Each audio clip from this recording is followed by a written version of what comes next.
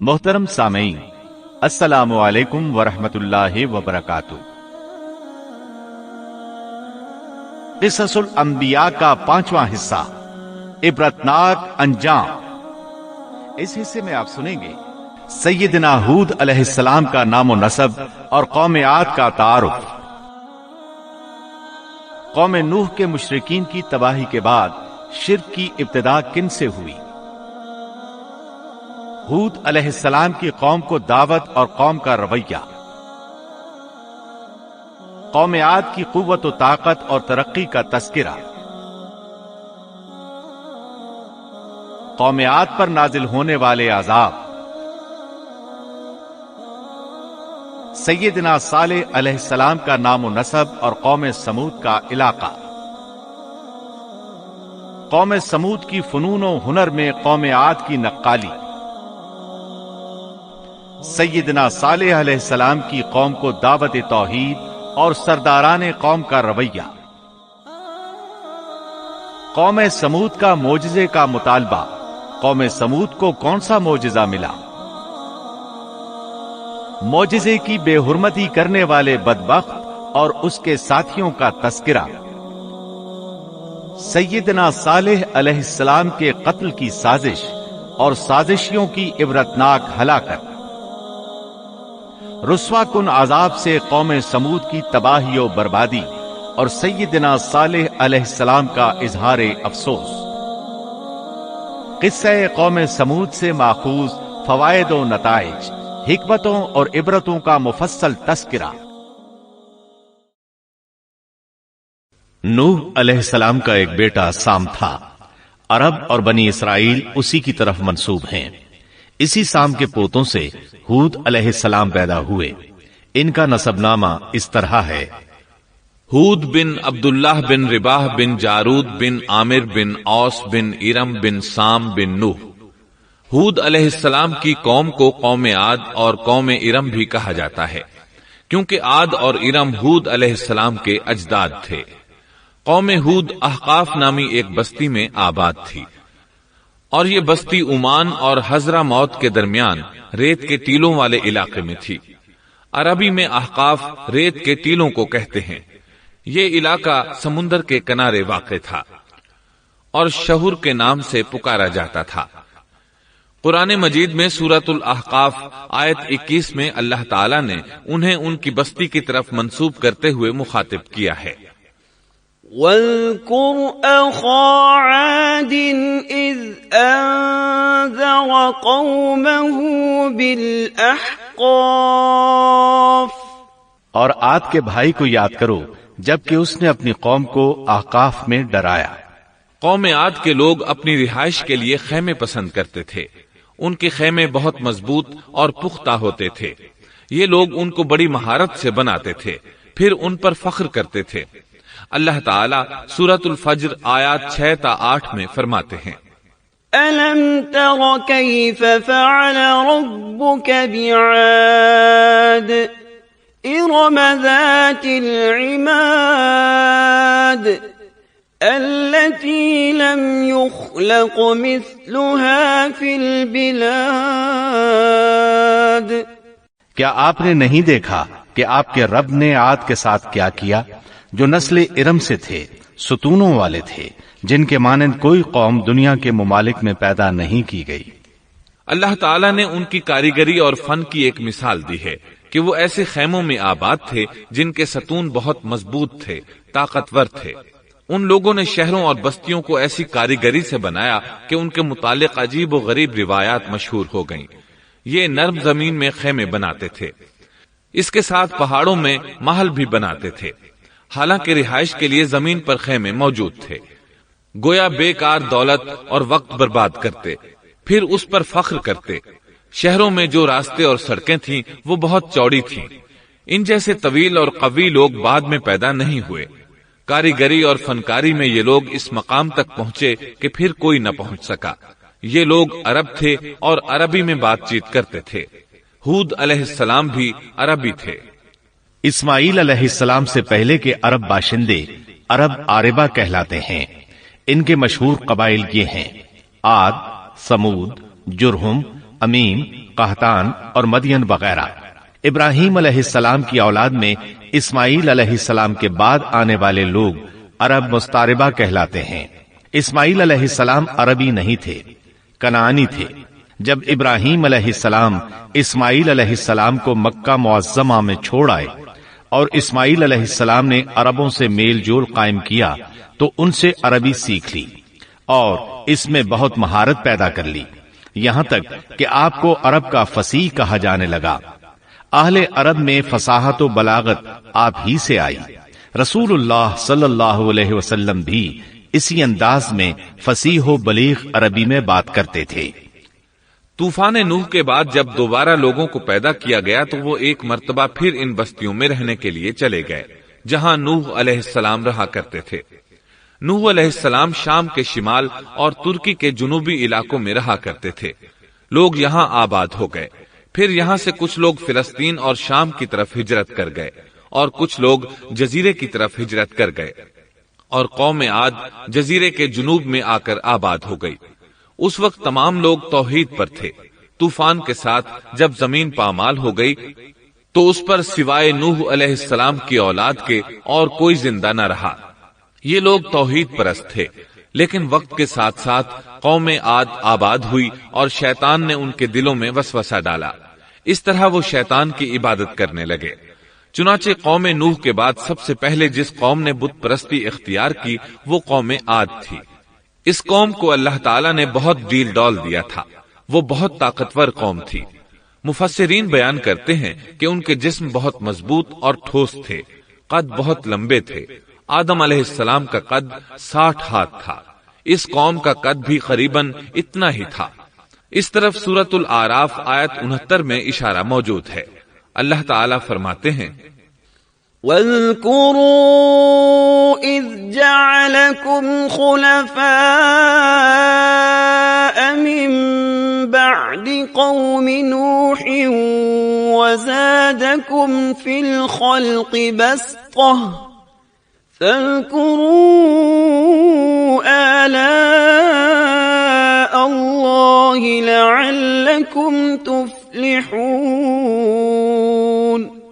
اور تم وہ حالت یاد کرو جب اللہ نے تمہیں قوم نوح کے بعد جانشین بنایا اور ڈیل ڈول میں تمہیں زیادہ پھیلاؤ دیا، سو تم اللہ کی نعمتوں کو زیادہ یاد کرو تاکہ تم فلاح پا جاؤ۔ ہود علیہ السلام کی زبانی اللہ تعالیٰ ان کی فنکاری کو بیان کرتے ہوئے فرماتے ہیں کہ ہود علیہ السلام نے ان سے کہا، کیا تم ایک ایک ٹیلے پر بطور کھیل نشان لگا رہے ہو؟ مطلب یہ کہ یہ لوگ پہاڑوں کی چوٹیوں پر محل تعمیر کرتے تھے۔ جب ان سے کہا جاتا کہ تم رہتے تو زمین پر ہو اور گھر پہاڑوں پر بناتے ہو، اس کی کیا وجہ ہے؟ اور تم اتنے مضبوط محل تعمیر کر رہے ہو، گویا ہمیشہ یہیں رہو گے۔ وہ لوگ دراصل ٹیلوں، گھاٹیوں، دروں اور پہاڑوں پر عمارات تعمیر کرتے تھے، اور ان کا مقصد ان میں رہنا نہیں تھا، بلکہ صرف کھیل کود کے لیے ایسا کرتے تھے۔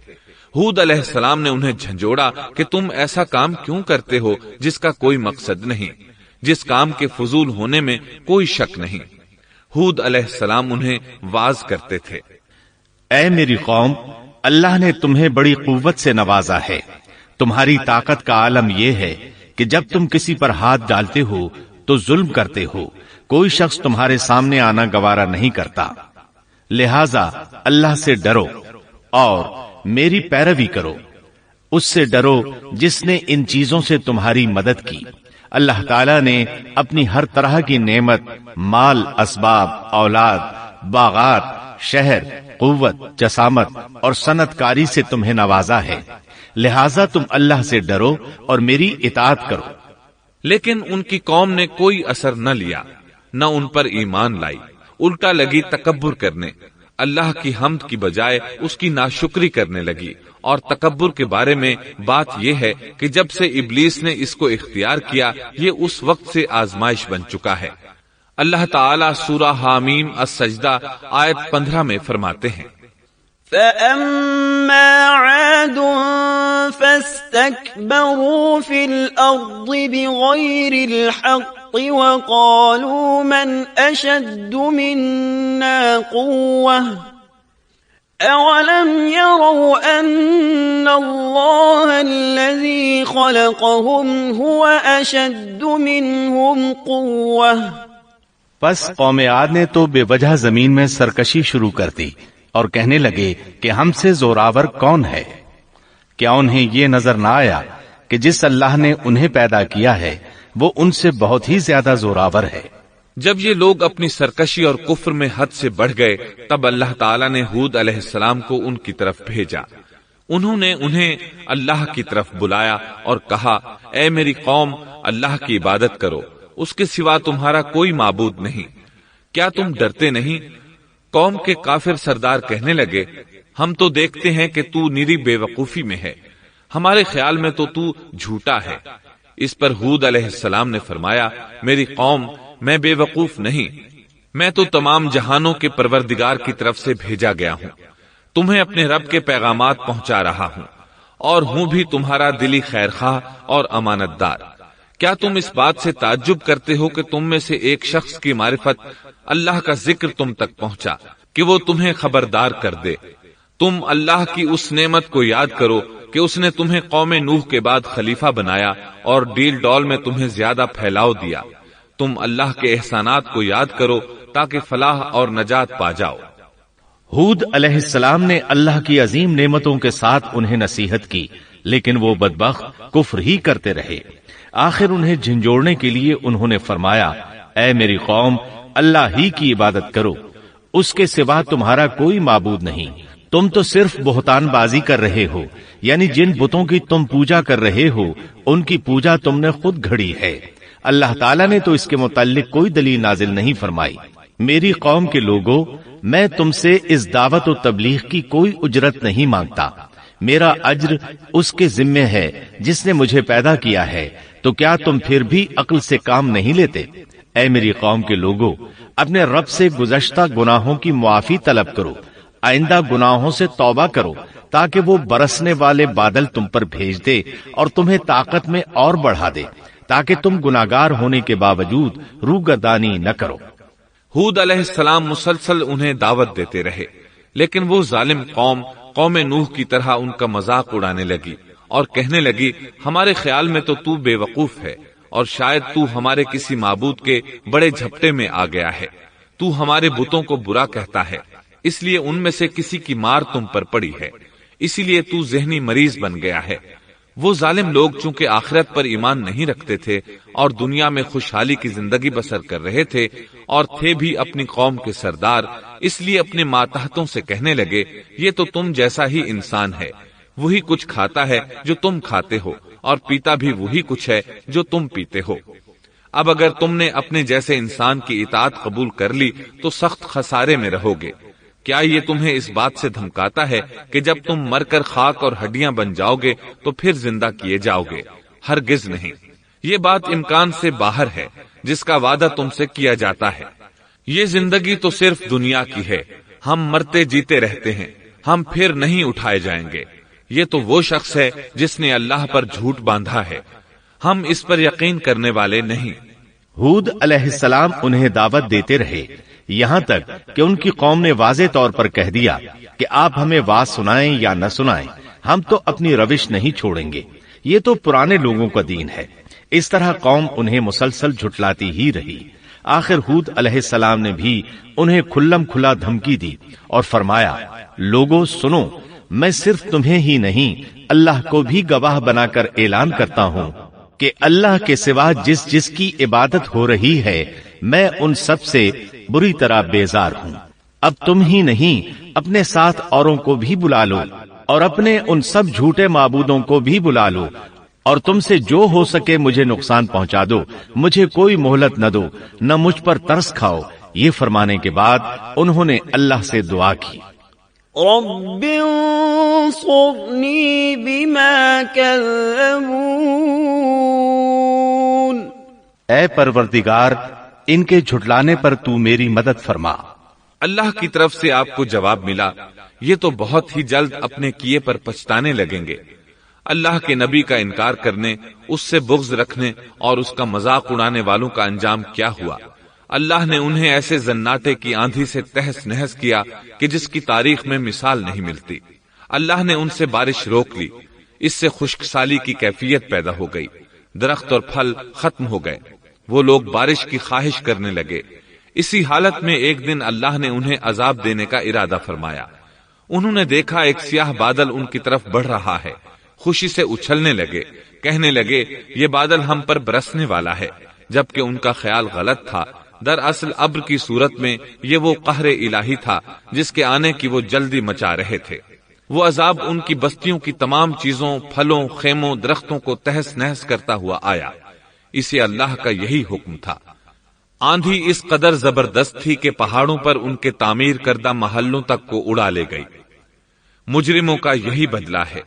اللہ تعالی سورۃ الزاریات آیت 41 اور 42 میں فرماتے ہیں، وَفِي عَادٍ إِذْ أَرْسَلْنَا عَلَيْهِمُ الرِّيحَ الْعَقِيمَ مَا تَذَرُ مِن شَيْءٍ أَتَتْ عَلَيْهِ إِلَّا جَعَلَتْهُ كَالرَّمِيمِ۔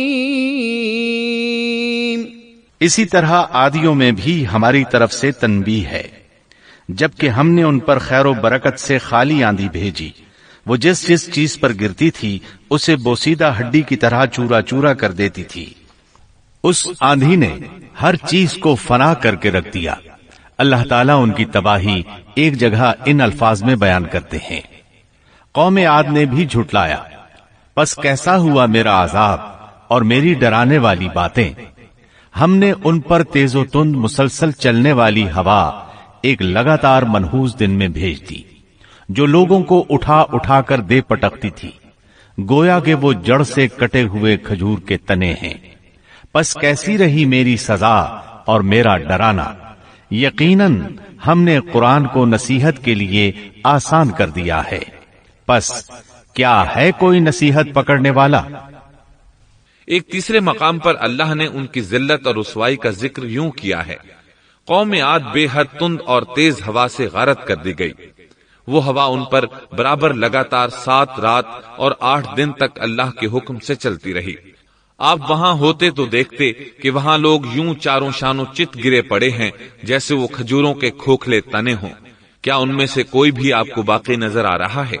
ہود علیہ السلام کو اللہ تعالیٰ نے اپنی رحمت سے نجات دی، باقی تمام جگہوں پر تباہی تھی، لیکن جس جگہ ہود علیہ السلام اور ان کے ساتھی تھے اس طرف یہ ہوا پھٹکی بھی نہیں۔ کہا جاتا ہے کہ ایک باڑ تھی جس میں ہود علیہ السلام، حیوانات، چوپائے اور ان پر ایمان لانے والے تھے، اور آندھی نے ہر چیز کو فنا کر ڈالا۔ اللہ تعالیٰ سورہ آراف آیت 72 میں فرماتے ہیں، فَأَنْجَيْنَاهُ وَالَّذِينَ مَعَهُ بِرَحْمَةٍ مِّنَّا وَقَطَعْنَا دَابِرَ الَّذِينَ كَذَّبُوا بِآيَاتِنَا وَمَا كَانُوا مُؤْمِنِينَ۔ غرض ہم نے انہیں اور ان کے ساتھیوں کو اپنی رحمت سے بچا لیا اور ان لوگوں کی جڑ کاٹ دی جنہوں نے ہماری آیتوں کو جھٹلایا تھا اور وہ ایمان لانے والے نہ تھے۔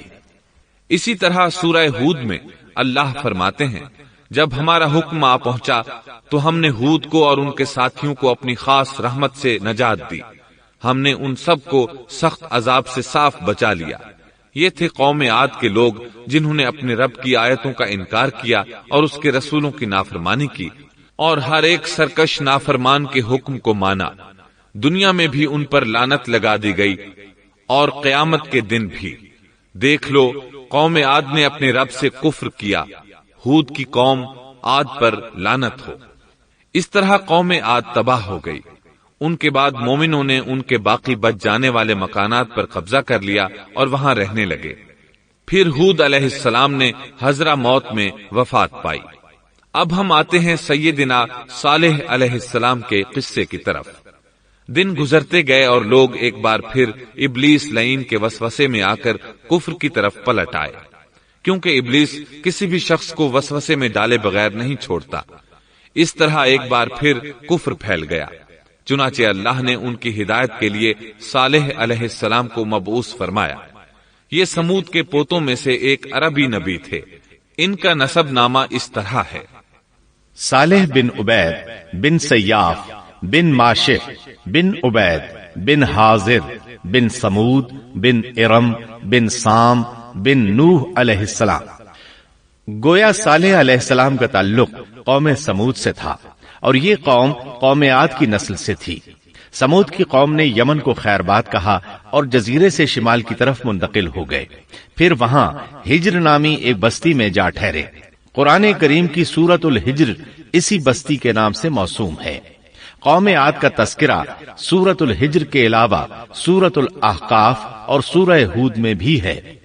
اللہ تعالیٰ سورۃ الحجر آیت 80 میں فرماتے ہیں: وَلَقَدْ كَذَّبَ أَصْحَابُ الْحِجْرِ الْمُرْسَلِينَ، اور ہجر والوں نے بھی رسولوں کو جھٹلایا۔ ہجر قوم سمود کا مرکزی شہر تھا۔ اب وہ مدائن صالح کے نام سے مشہور ہے۔ یہ شہر مدینہ منورہ کے شمال مغرب میں 380 کلومیٹر کے فاصلے پر واقع ہے۔ یہ لوگ بھی پہاڑوں کو تراش کر گھر بناتے تھے۔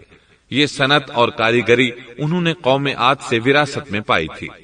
اللہ تعالیٰ سورۃ الفجر آیت 9 میں فرماتے ہیں: وَثَمُودَ الَّذِينَ جَابُوا الصَّخْرَ بِالْوَادِ، اور قوم سمود کے ساتھ کیا کیا جنہوں نے وادی میں بڑے بڑے پتھر تراشے تھے۔ قرآن مجید میں اللہ تعالیٰ ایک مقام پر فرماتے ہیں: اور ہم نے قوم عاد اور سمود کو غارت کیا جن کے بعض مکانات آپ کے سامنے ظاہر ہیں۔ ان کے مکانات ان کی تباہی سے لے کر اب تک موجود ہیں۔ شام کے راستے میں خیبر، تیما سے تبوک تک قوم سمود کے آثار پائے جاتے ہیں۔ یہ لوگ کس طرح پتھر تراش تراش کر گھر بناتے تھے، اللہ تعالیٰ نے سورۃ الاعراف آیت 74 میں اس کا ذکر کیا ہے۔ وَاذْكُرُوا إِذْ جَعَلَكُمْ خُلَفَاءَ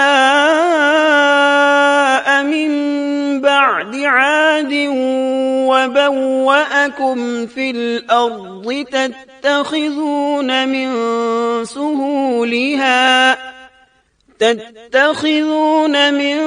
سُهُولِهَا قُصُورًا وَتَنْحِتُونَ الْجِبَالَ بُيُوتًا فاذكروا آلاء الله ولا تعثوا في الأرض مفسدين۔ اس وقت کو یاد کرو جب اللہ تعالیٰ نے تمہیں قوم عاد کے بعد جانشین بنایا اور تمہیں زمین پر رہنے کا ٹھکانہ دیا کہ نرم زمین پر محل بناتے ہو اور پہاڑوں کو تراش تراش کر ان میں گھر بناتے ہو، سو اللہ کی نعمتوں کو یاد کرو اور زمین میں فساد مت پھیلاؤ۔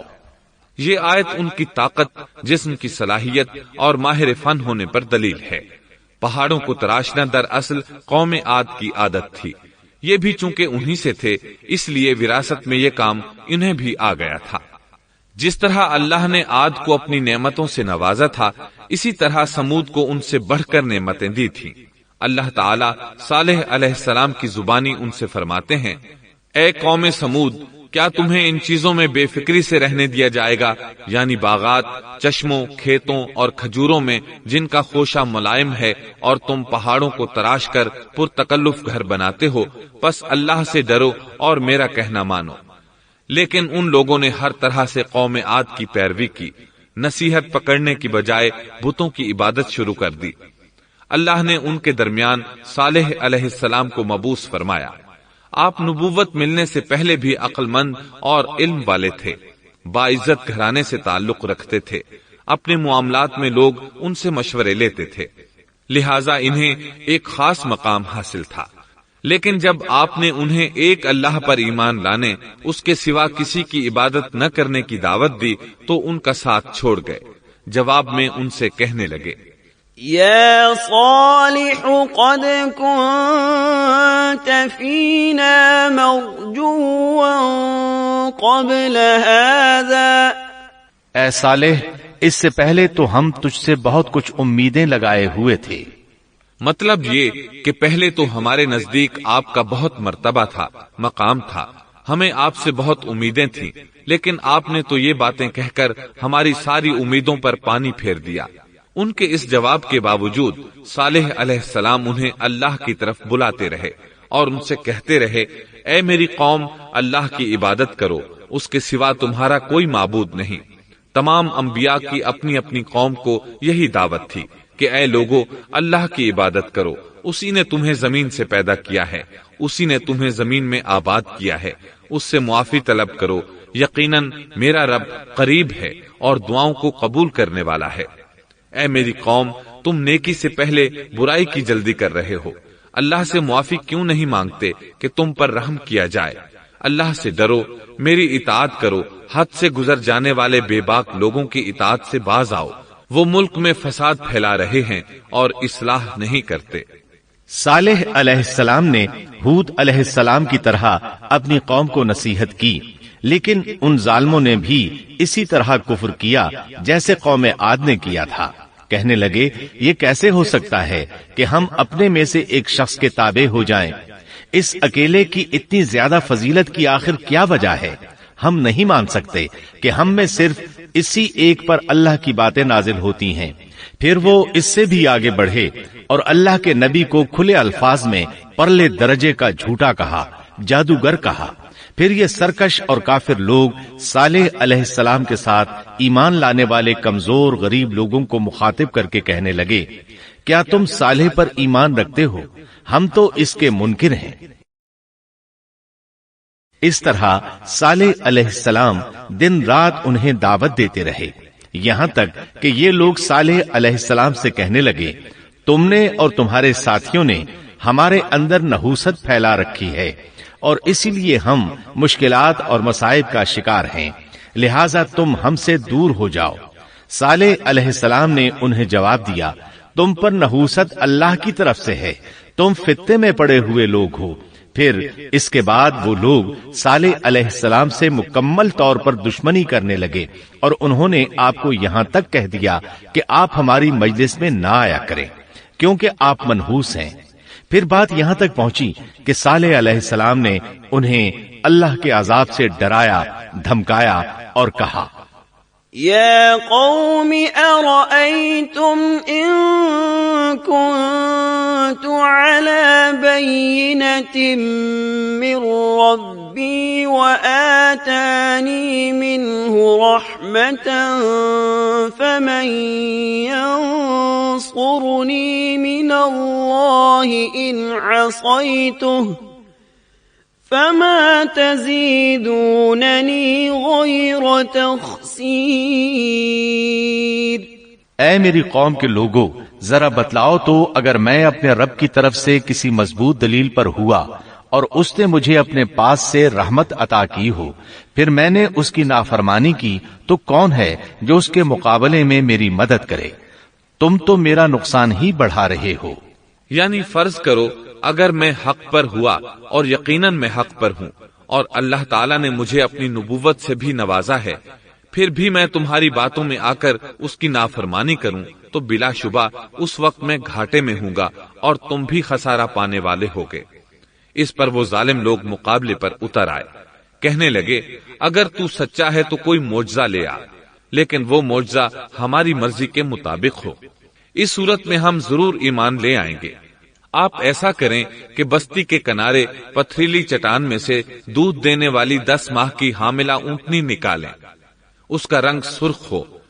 صالح علیہ السلام سے یہ مطالبہ کر کے وہ سردار لوگ ایک طرف بیٹھ گئے اور مذاق اڑانے لگے۔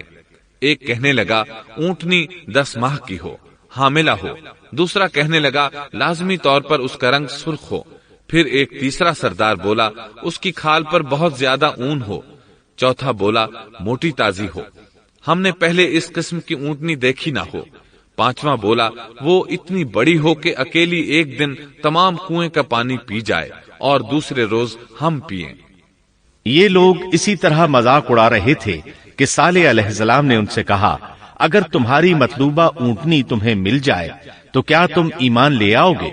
سب نے مل کر کہا، ہاں ضرور لے آئیں گے۔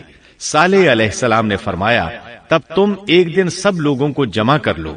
मुकर्ररा दिन वो लोग जमा हो गए। उनकी मौजूदगी में सालेह अलैहिस्सलाम ने अल्लाह से दुआ की। जमीन पर जलजला तारी हुआ, उनकी आंखों के सामने चट्टान फटी और उससे बिल्कुल वैसी ही ऊंटनी निकली जैसा कि उनका मुतालिबा था। उन्होंने अपनी जिंदगी में ऐसी ऊंटनी कभी नहीं देखी थी। उसमें वो तमाम सिफात मौजूद थीं जिनका जिक्र इन लोगों ने किया था। अल्लाह ताला सालेह अलैहिस्सलाम की जुबानी सूरह हूद आयत 64 में फरमाते हैं, وَيَا قَوْمِ هَٰذِهِ نَاقَةُ اللَّهِ لَكُمْ آيَةً فَذَرُوهَا تَأْكُلْ فِي أَرْضِ اللَّهِ وَلَا تَمَسُّوهَا بِسُوءٍ فَيَأْخُذَكُمْ عَذَابٌ قَرِيبٌ۔ اے میری قوم، یہ اللہ کی بھیجی ہوئی اونٹنی ہے، یہ تمہارے لیے ایک معجزہ ہے۔ اب تم اسے اللہ کی زمین میں کھاتی ہوئی چھوڑ دو اور اسے کسی طرح کی تکلیف نہ پہنچاؤ، ورنہ فوری عذاب تمہیں آ پکڑے گا۔ اس اونٹنی کو چونکہ کسی اونٹنی نے جنم نہیں دیا تھا، اس لیے اس کو ناقۃ اللہ یعنی اللہ کی اونٹنی کہا گیا۔ پھر صالح علیہ السلام نے فرمایا، لوگو سن لو، ایک دن یہ اونٹنی پانی پیے گی، ایک دن تم پیو گے، تم میں سے کوئی اسے تکلیف نہ پہنچائے، ورنہ اللہ کا بدترین عذاب تم پر نازل ہوگا۔ سورۃ القمر میں اللہ فرماتے ہیں، بے شک ہم اونٹنی کو ان کے لیے آزمائش بنا کر بھیج رہے ہیں، تم صبر کے ساتھ ان کے انجام کا انتظار کرو۔ اس نشانی کے ظہور کے بعد اللہ تعالیٰ نے صالح علیہ السلام کو مخاطب کر کے فرمایا، تم اب دیکھتے رہو کہ ان کا انجام کیا ہوتا ہے، ان کی سختیوں پر صبر کرو، ان سے کہہ دو کہ پانی پر ایک دن ان کا اختیار ہوگا اور ایک دن اس اونٹنی کا، خبردار کوئی زیادتی نہ کرے اور اس اونٹنی کو پانی پینے سے نہ روکے۔ سورۃ الشمس میں اللہ تعالیٰ فرماتے ہیں کہ ان سے اللہ کے رسول نے فرما دیا تھا کہ اللہ کی اونٹنی کی اور اس کے پانی پینے کی باری کی حفاظت کرو، یعنی اسے نہ تو پانی پینے سے روکو اور نہ ہی اسے کوئی تکلیف پہنچاؤ۔ اس معجزے کو دیکھ کر لوگ دو گروہوں میں بٹ گئے۔ بہت کم لوگوں نے صالح علیہ السلام کی پیروی کی، ان پر ایمان لائے، جبکہ اکثر لوگ پھر بھی اپنے کفر پر ڈٹے رہے۔ اللہ تعالیٰ فرماتے ہیں، ان لوگوں نے خود معجزے کا مطالبہ کیا تھا، لیکن اس کو اپنی آنکھوں سے دیکھنے کے باوجود ظلم پر اڑے رہے اور کفر پر اصرار کرتے رہے۔ سورۃ الحجر آیت 81 میں اللہ فرماتے ہیں، وَآتَيْنَاهُمْ آيَاتِنَا فَكَانُوا عَنْهَا مُعْرِضِينَ، اور انہیں ہم نے اپنی نشانیاں بھی عطا فرمائی تھیں، لیکن پھر بھی وہ ان سے گردن موڑنے والے ہی رہے۔ اسی طرح سورہ بنی اسرائیل میں اللہ تعالیٰ فرماتے ہیں، ہم نے قوم سمود کو نشان کے طور پر اونٹنی عطا فرمائی تھی، لیکن انہوں نے اس پر ظلم کیا۔ بلا شبہ وہ ایک واضح نشانی تھی، کوئی شخص یہ نہیں کہہ سکتا تھا کہ جادوگروں نے اسے پیدا کیا ہے۔ وہ اونٹنی ان میں موجود رہی، ان کے علاقے میں جہاں چاہتی چرتی، جب کنویں پر پانی پینے جاتی تو سارا پانی پی جاتی، وہ لوگ اس کا دودھ پیتے، دودھ سب کے لیے کافی ہو جاتا۔ ان کی آنکھوں کے سامنے اس نے ایک بچے کو جنم دیا، وہ شکل صورت میں بالکل اپنی ماں جیسا تھا، لوگ اسے دیکھ کر تعجب کرتے۔ بچہ اونٹنی کے ساتھ رہتا، یہ ایک واضح نشانی تھی، اس پر جادو کا گمان کیا ہی نہیں جا سکتا تھا۔ وہ اونٹنی ایک عرصے تک ان لوگوں میں رہی۔ اللہ فرماتے ہیں، ہم نے قوم سمود کو بطور نشان کے ایک اونٹنی دی تھی، لیکن انہوں نے اس پر ظلم کیا، حالانکہ یہ نشانیاں ہم لوگوں کو ڈرانے کے لیے ہی بھیجتے ہیں۔ وہ لوگ اس اونٹنی کو دیکھ کر متعجب ضرور ہوئے، لیکن ایمان پھر بھی بہت کم لوگ لائے، حالانکہ اس نشانی کے بعد انہیں چاہیے تھا ایمان لے آئیں۔ پھر ایک دن قوم کے سرداروں نے مشورہ کیا کہ اگر ہم نے صالح کو اسی طرح چھوڑ دیا تو کہیں لوگ ہمیں نہ چھوڑ دیں اور صالح کے پیروکار بن جائیں۔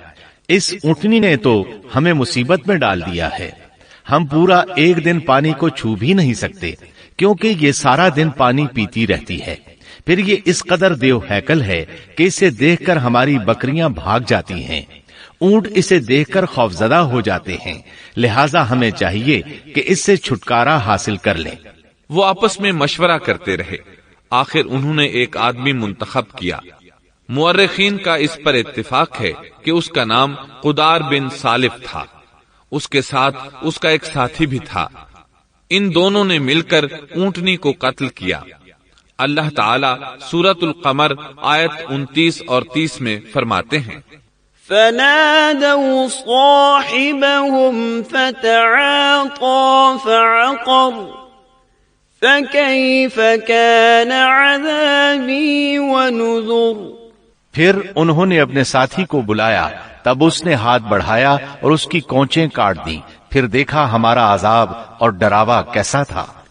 اس قدار کے بارے میں نبی کریم صلی اللہ علیہ وسلم کا ارشاد ہے کہ پہلے لوگوں میں سے سب سے زیادہ بدبخت یہی تھا۔ اللہ تعالیٰ نے قرآن مجید میں اس کا ذکر یوں فرمایا ہے، فنادوا صاحبہم، پھر انہوں نے اپنے ساتھی کو پکارا۔ سورۃ الشمس میں اللہ فرماتے ہیں، اذ انبعث اشقاها، جب ان میں بڑا بدبخت شخص اٹھ کھڑا ہوا۔ یہ بدبخت قدار اٹھا، اپنے ساتھی کو ساتھ لیا اور اونٹنی کو قتل کرنے کے لیے تیار ہو گئے۔ آپس میں مشورہ ہوا کہ یہ نہ کہا جائے ہم نے اسے قتل کیا ہے۔ اس طرح باقی لوگوں نے بھی ان سے اتفاق کیا۔ اللہ تعالی سورہ نمل آیت 48 میں فرماتے ہیں، وَكَانَ فِي الْمَدِينَةِ 9 رَهْطٍ يُفْسِدُونَ فِي الْأَرْضِ وَلَا يُصْلِحُونَ، اور اس شہر میں 9 آدمی ایسے تھے جو زمین میں فساد کرتے تھے اور اصلاح نہیں کرتے تھے۔ مطلب یہ کہ یہ لوگ فساد کی انتہا کو پہنچے ہوئے تھے، ان میں بھلائی نام کو نہیں تھی اور نہ ان کا فساد کی اصلاح کا ارادہ تھا۔ بخاری، مسلم اور مسند احمد کی ایک حدیث میں ہے، رسول اللہ صلی اللہ علیہ وسلم نے ایک بار اپنے خطبے میں اس اونٹنی اور اسے مار ڈالنے کا ذکر فرمایا۔ آیت اذم بعثا اشقاہا کی تلاوت کرتے ہوئے فرمایا کہ جیسے ابو زمعہ تھا، اسی جیسا یہ شخص بھی اپنی قوم میں عزیز، دلیر اور بڑا آدمی تھا۔ تمام لوگوں نے اس بدبخت کے ساتھ عہد کیا اور اسے یقین دہانی کرائی کہ اگر تمہارے ساتھ کسی نے برائی کا ارادہ کیا تو تمام قوم تمہاری حمایت میں اٹھ کھڑی ہوگی۔ اس یقین دہانی کے بعد یہ بدبخت اونٹنی کے انتظار میں بیٹھ گئے۔ اونٹنی پہاڑ کی طرف سے آتی تھی اور پانی پی کر واپس چلی جاتی تھی، یہی اس کا معمول تھا۔ جب ان لوگوں نے چٹان سے اونٹنی کو نکلتے دیکھا تو اچانک حملہ کرنے کے لیے آگے بڑھے، لیکن اس کا جثہ دیکھ کر خوفزدہ ہو گئے، الٹے پاؤں بھاگے۔ بدبخت قدار نے اپنے ساتھیوں کی یہ حالت دیکھی تو ہنس پڑا اور آگے بڑھ کر اونٹنی کی ران میں تیر مارا۔ اس سے اونٹنی کی ران کی ہڈی ٹوٹ گئی اور وہ نیچے گر گئی۔ پھر اس ظالم نے اپنے ساتھیوں کو آواز دی اور آگے بڑھ کر اونٹنی کی کونچیں کاٹ دی۔ سورۃ الشمس میں اللہ تعالیٰ فرماتے ہیں، ان لوگوں نے اپنے پیغمبر کو جھوٹا سمجھ کر اس اونٹنی کی کونچیں کاٹ دی، پس ان کے رب نے ان کے گناہوں کے باعث ان پر ہلاکت ڈالی اور پھر ہلاکت کو عام کر دیا اور اس بستی کو برباد کر دیا۔ اونٹنی کی کونچیں کاٹ دیے جانے کے بارے میں اللہ تعالیٰ ایک دوسرے مقام پر فرماتے ہیں کہ پس انہوں نے اونٹنی کو مار ڈالا اور اپنے پروردگار کے حکم سے سرتابی کی اور کہنے لگے، اے صالح، جن عذابوں سے تو ہمیں دھمکاتا رہتا تھا، اگر تو واقعی پیغمبر ہے تو ان عذابوں کو ہم پر نازل کرا دے۔ اونٹنی پر حملہ ہوتے ہی اس کا بچہ بھاگ نکلا تھا۔ وہ پہاڑ کی چوٹی پر چڑھ گیا، 3 مرتبہ بلبلایا۔ یہ بدبخت اس کے پیچھے بھاگے اور آخر اسے بھی قتل کر دیا۔ پھر تمام بستی والے جمع ہوئے، اونٹنی اور اس کے بچے کا گوشت تیار کیا اور مزے کے ساتھ اس کو کھایا۔ اس جرم میں ان سب نے شرکت کی، البتہ جو لوگ صالح علیہ السلام پر ایمان لے آئے تھے وہ الگ تھلگ رہے۔ صالح علیہ السلام کو جب یہ خبر ملی تو وہ گھبرائے ہوئے اونٹنی کے پاس پہنچے۔ اونٹنی بے جان پڑی تھی، اس کا بچہ بھی بے جان تھا۔ لوگ ان کے گرد جمع تھے اور ان کا گوشت کھا رہے تھے۔ اس وقت صالح علیہ السلام نے ان سے کہا، فقال تمتعوا في داركم 3 أيام ذلك وعد غير مكذوب۔ اس پر صالح نے کہا کہ اچھا تم 3 دن تک اپنے گھروں میں رہ سہ لو، یہ وعدہ جھوٹا نہیں ہے۔ مطلب یہ کہ تمہیں صرف 3 دن کی مہلت ہے، اس کے بعد تم سب کے سب ہلاک کیے جاؤ گے۔ وہ صالح علیہ السلام کی بات کو رد کرتے ہوئے انہیں دھمکیاں دینے لگے کہ جن عذابوں کا تو ہم سے وعدہ کر رہا ہے، اگر تو سچا ہے تو ان کو ہم پر نازل کر دے۔ اس کے بعد وہ جمع ہو کر مشورہ کرنے لگے کہ آج رات صالح کو بھی مار ڈالو۔ ان کے اس مشورے کے بارے میں اللہ تعالی سورۃ النمل آیات 48 اور 49 میں فرماتے ہیں، اس شہر میں 9 سردار تھے، وہ زمین میں فساد پھیلاتے رہتے تھے اور اصلاح نہیں کرتے تھے۔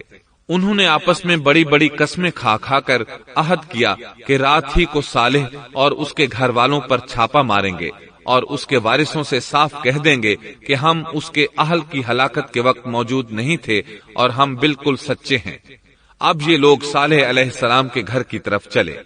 اللہ تعالی سورۃ النمل آیات 50 اور 51 میں فرماتے ہیں، وَمَكَرُوا مَكْرًا وَمَكَرْنَا مَكْرًا وَهُمْ لَا يَشْعُرُونَ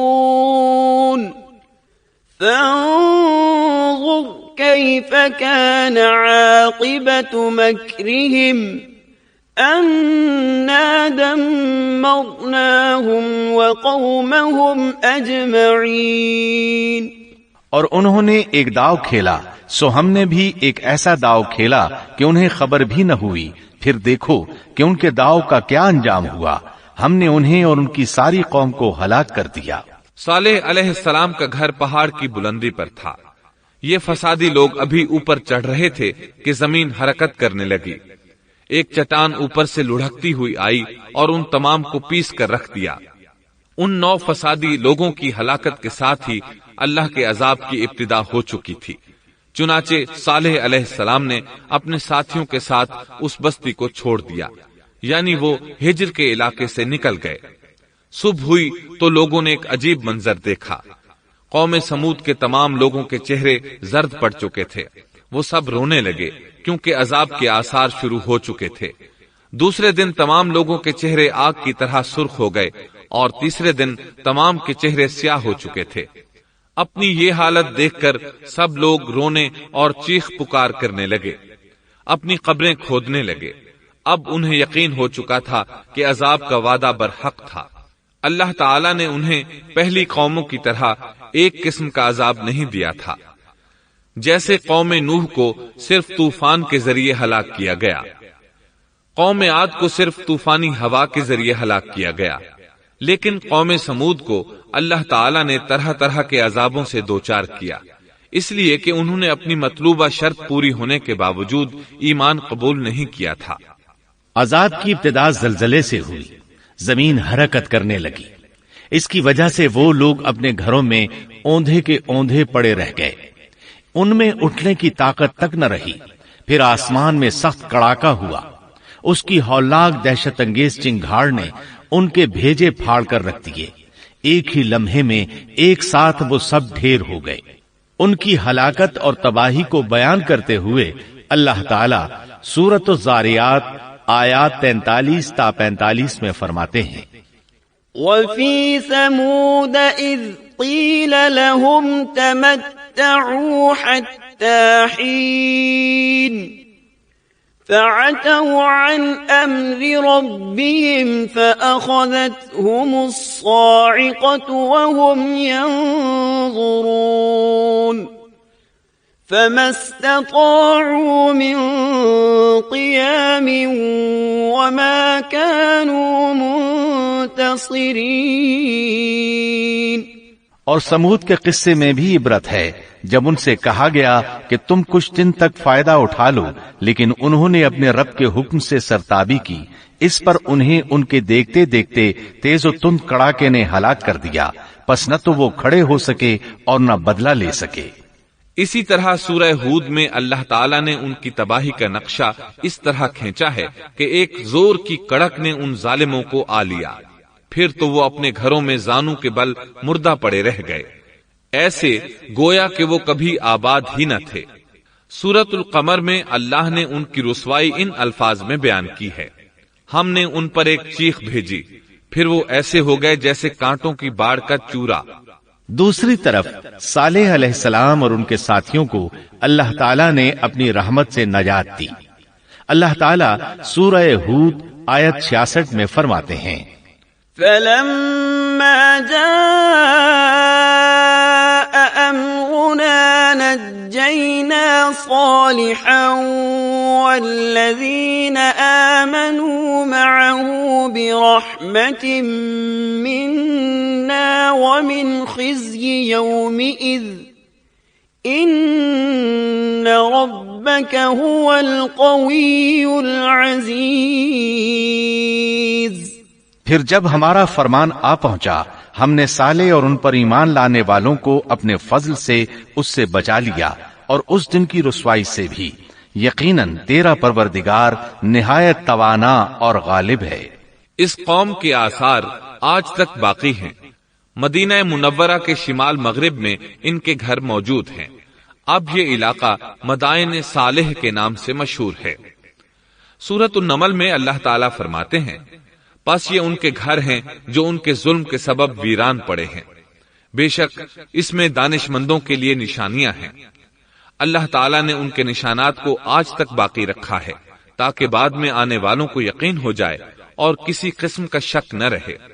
عذاب کے آثار نمودار ہونے پر صالح علیہ السلام نے ان سے فرمایا تھا، اے میری قوم، میں نے تمہیں اپنے پروردگار کا حکم پہنچا دیا تھا اور میں نے تمہاری خیر خواہی کی، لیکن تم لوگ خیر خواہوں کو پسند نہیں کرتے۔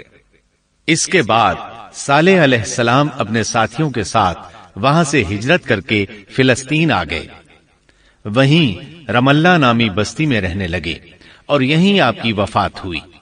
نبی کریم صلی اللہ علیہ وسلم صحابہ کرام رضی اللہ عنہم کے ساتھ تبوک تشریف لے گئے تو آپ نے مدائن صالح کے قریب قیام فرمایا تھا۔ صحابہ نے ان کنووں سے پانی لے لیا جو قوم سمود کے استعمال میں رہے تھے، کچھ برتن بھی وہاں سے لے لیے۔ آپ کو پتہ چلا تو آپ نے حکم فرمایا، ان برتنوں کو توڑ دو اور اس پانی کو بہا دو اور اس پانی سے جو کھانا تیار کیا ہے اس کو الٹ دو۔ آپ نے انہیں ان گھروں میں داخل ہونے سے بھی روک دیا جن میں اللہ کا عذاب نازل ہوا تھا۔ آپ صلی اللہ علیہ وسلم نے فرمایا، میں ڈرتا ہوں تم پر بھی ایسا عذاب نہ آ جائے جیسا ان پر آیا تھا، اس لیے ان کے علاقے میں داخل نہ ہوا کرو، اور اگر داخل ہونا پڑ جائے تو روتے ہوئے داخل ہوا کرو، اور رونا نہ آئے تو رونے جیسی شکلیں بنا لیا کرو تاکہ تمہارا شمار ظالموں میں نہ ہو۔ اللہ تعالیٰ فرماتے ہیں، ألا إن ثمود كفروا ربهم ألا بعدا لثمود۔ آگاہ رہو، قوم سمود نے اپنے رب سے کفر کیا، سن لو ان سمودیوں پر پھٹکار ہے۔ قرآن میں ان کا قصہ 26 سے زائد مرتبہ بیان کیا گیا ہے۔ اس کے بعد لوگ ایمان کی حالت میں امن چین کی زندگی بسر کرنے لگے، لیکن پھر نئے سرے سے ان میں خرابی پیدا ہوئی۔ شیطان نے پھر اپنا کام دکھایا، ان کے دلوں میں وسوسہ ڈالا اور فلسطین، عراق، مصر اور جزیرے کے نواحی علاقوں میں شرک پھیل گیا۔ لوگ ایک بار پھر کفر کی طرف پلٹ پڑے۔ اس پورے قصے میں چند عبرتیں ہیں، آئیے ذرا ان کا بھی ذکر ہو جائے۔ اللہ تعالیٰ کی اونٹنی اگرچہ سیدنا صالح علیہ السلام کی نبوت کا ایک نشان تھی، ان کی سچائی کا ثبوت تھی، لیکن قرآن کریم کی وضاحت یہ ہے کہ وہ قوم سمود کی آزمائش کے لیے تھی اور وہی ان کی ہلاکت کا نشان ثابت ہوئی، جیسا کہ سورۃ القمر میں اللہ تعالیٰ فرماتے ہیں، إِنَّا مُرْسِلُ النَّاقَةِ فِتْنَةً لَهُمْ فَارْتَقِبْهُمْ وَاصْطَبِرْ۔ بے شک ہم اونٹنی کو ان کی آزمائش اور امتحان کے لیے بھیجنے والے ہیں، پس تو ان کے انتظار میں رہ اور صبر اختیار کر۔ سنت اللہ یہ رہی ہے کہ اگر وہ اپنے پیغمبر کو کسی قوم کی ہدایت کے لیے بھیجے اور قوم اس کی ہدایت پر کان نہ دھرے تو ضروری نہیں کہ وہ قوم ہلاک کر دی جائے، لیکن جو قوم اپنے نبی سے اس وعدے پر نشان طلب کرے کہ اگر ان کا مطلوبہ نشان ظاہر ہو گیا تو وہ ایمان لے آئیں گے، اور پھر نشان آ جانے کے بعد وہ ایمان نہ لائے تو اس قوم کی ہلاکت یقینی ہے۔ اللہ تعالیٰ پھر اس قوم کو معاف نہیں کرتے جب تک کہ وہ تائب نہ ہو جائے اور اللہ کے دین کو قبول نہ کرے، یا عذاب الہی سے صفائے ہستی سے مٹ کر دوسروں کے لیے عبرت کا نشان بن جائے۔ لیکن اس سنت سے نبی کریم صلی اللہ علیہ وسلم کی امت مستثنا ہے، اس لیے کہ آپ صلی اللہ علیہ وسلم نے وضاحت فرمائی ہے، میں نے اللہ تعالیٰ سے دعا مانگی ہے کہ اللہ تعالیٰ میری امت میں عذاب عام مسلط نہ فرمائے، اور اللہ نے میری دعا قبول فرما لی۔ قرآن میں اللہ تعالیٰ نے نبی کریم صلی اللہ علیہ وسلم کی اس بات کی یوں تصدیق کی ہے، وَمَا كَانَ اللَّهُ لِيُعَذِّبَهُمْ وَأَنْتَ فِيهِمْ۔ اے رسول، اس حال میں کہ تو ان میں موجود ہے، اللہ تعالیٰ ان کافروں پر عذاب مسلط نہیں کرے گا۔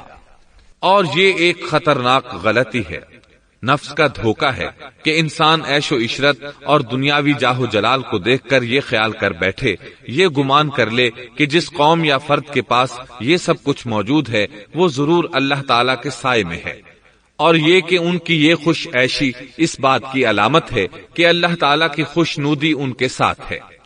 یہ نفس کا دھوکہ ہے، غلط فہمی ہے، بلکہ کج فہمی ہے۔ قرآن کریم کے اس واقعے میں جگہ جگہ اس بات کی وضاحت ہے کہ بعض اوقات زیادہ سے زیادہ خوش عیشی زیادہ سے زیادہ عذاب کا پیش خیمہ ثابت ہوتی ہے، اگرچہ قوموں کے لیے اس کی مدت چند ماہ یا چند سال نہیں بلکہ گھبرا دینے والی مدت ہی کیوں نہ ہو، مگر ہر قسم کی دنیاوی کامیابیوں اور خوش عیشیوں کے ساتھ جب ظلم، سرکشی اور غرور کسی قوم کا مستقل شعار بن جائے تو سمجھ لو اس کی تباہی اور ہلاکت کا وقت قریب آ پہنچا۔